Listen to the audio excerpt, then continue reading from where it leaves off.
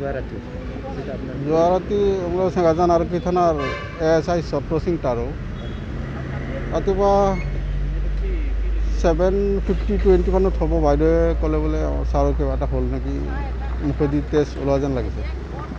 তাৰপৰা আমি ষ্টাফৰ মই আৰু লগত চিটুল দৌৰাদৌৰি কৰি পিনে চালোগৈ, পাল্চ চালোঁ, চোৱাত দেখিছোঁ বৰ্তমান নাই। তাৰপৰা চিমেণ্ট চাপৰি OC ছাৰক কলত জনালোঁ আৰু CI ছাৰকো জনালোঁ। তেখেতলোকে ক'লে বোলে লৈ আহিলে ডেকাপাম হস্পিটেল লৈ যাওঁ, হস্পিটেলে কি কয় সেইটো আৰু ডিক্লেয়াৰ হ'ব। তো আমি লগে লগে লৈ আহি পিনে ডেকাপাম হস্পিটেললৈ গ'লোঁ, লগত CI ছাৰো গ'লোঁ। তাৰপাছত ডক্টৰে ডিক্লেয়াৰ দিলে তেখেত ডেথ হ'ল বুলি।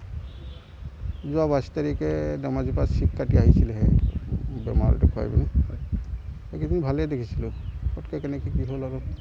এনে ডিউটিত আছিলে তো এতিয়া ৰাতিপুৱা 6টা বজাততো ডিউটি এনেকৈ আছে, আজি নাছিলে, এনেইতো অন ডিউটিত আৰু থানাত থকা মানে অন ডিউটি। এনে আগতো বেমাৰ চেমাৰ আছিল নেকি তেখেতৰ? বেমাৰ আছিলে যদিও 22 তাৰিখ মানে ডক্টৰে ডিক্লেয়াৰ দিয়া মতে চিক কাটি আহিলে, তেতিয়া সুস্থই আৰু। এনেইতো এইকেইদিন বেমাৰ দেখা নাই তেনেকৈ।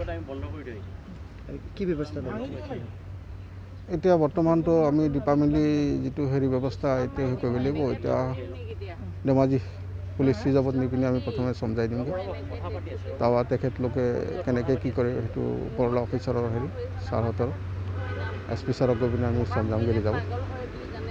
তেওঁলোকে কি লয় পদক্ষেপ লয় সেইটো তেওঁলোকৰ। নামটো কি আছে তেখেতৰ আৰু কোনটো কোৰ্টত আছিলে? এইটো ASI আছিলে, ASI সত্ৰ সিং তাৰো। এতিয়া চেঙাজান থানা ইনচাৰ্জতে আছিলে ASI হিচাপত। OC আছিলে চিমেণ্ট চাপৰি এটেচ OC, আৰু তেখেতে চেঙাজান ইনচাৰ্জ আছিলে। তেখেতৰ জেগা ক'ত আছিলে? তেখেতে ক'ত পায়? এনেইতো তাৰ ঘৰটো ধেমাজিত।